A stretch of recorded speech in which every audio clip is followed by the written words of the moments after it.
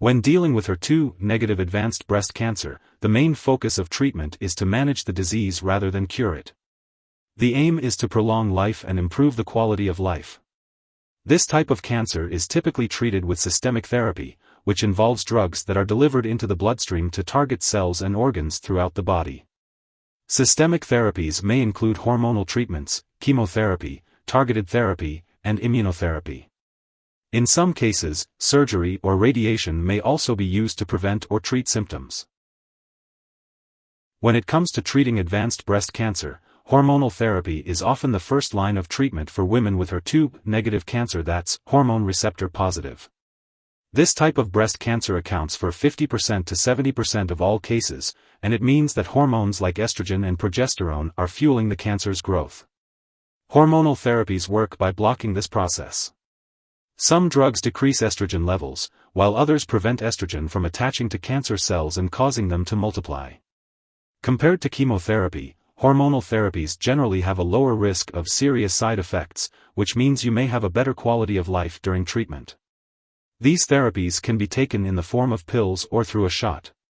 Some common hormonal therapies include aromatase inhibitors like anastrozole, exemestane, and letrozole, as well as fulvestrant, tamoxifen, toremifene, and drugs that stop the body from making estrogen, such as goserelin and leuprolide. In some cases, women may also undergo surgery to remove their ovaries as part of their treatment plan. Chemotherapy, also known as chemo, is a type of medication that is used to kill cancer cells in the body. It can be taken in the form of pills or administered through an IV. There are many different chemotherapy drugs that can be used to treat HER2-negative breast cancer. Your doctor will determine which drug to prescribe based on factors such as your past treatments, your preferences, any other medical conditions you may have, and your risk of experiencing side effects. Two categories of chemotherapy drugs commonly used to treat this type of cancer are taxanes and anthracyclines. However, there is no evidence to suggest that one specific drug is more effective than another. Treatment with chemotherapy drugs typically occurs in cycles, with rest periods in between to allow the body to recover from the effects of the medications. These cycles usually last 2 to 3 weeks. Targeted therapies are drugs that block specific proteins or molecules that are driving the growth and spread of cancer cells. These drugs are also known as precision medicine because they are prescribed based on your genes or the proteins associated with your specific cancer. For HER2-negative advanced breast cancer, targeted therapies include PRP inhibitors like olaparib, Lynparza, and talazoparib, Talzenna, which stop a protein called PRP from repairing cancer cells. Everolimus, Afinitor, which blocks a protein called mTOR to help stop cancer cells from growing and multiplying. CDK4/6 inhibitors like abemaciclib, Verzenio, palbociclib, Ibrance, and ribociclib, Kisqali, which slow the cancer's growth by blocking certain proteins. Alpelisib, Piqray, which blocks the protein PI3K in cancer cells to stop their growth.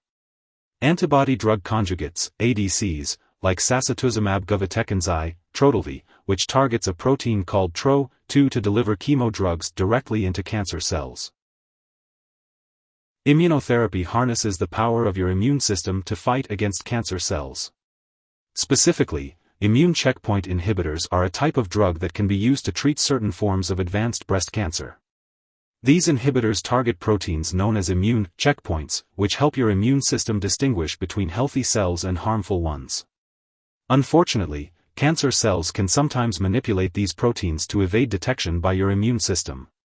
One such drug, atezolizumab, Tecentriq, works by preventing the checkpoint protein PD-1 from binding to another protein called PD-L1, which is found on the surface of T cells, the immune cells responsible for fighting disease in your body. By blocking this interaction, atezolizumab enables your T cells to locate and destroy cancer cells. It's important to note that atezolizumab is only effective in treating breast cancer that is PD-L1 positive. When you're diagnosed with HER2-negative advanced breast cancer, you might want to think about starting palliative care as well. Palliative care helps manage pain, anxiety, and other problems that can occur with cancer. You can receive palliative care from your cancer doctor, nurses, therapists, social workers, psychologists, dietitians, and even your pastor if you wish.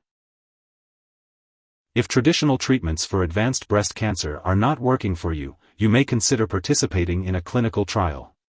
Clinical trials are research studies that test new drugs or treatment approaches that are not yet approved for widespread use.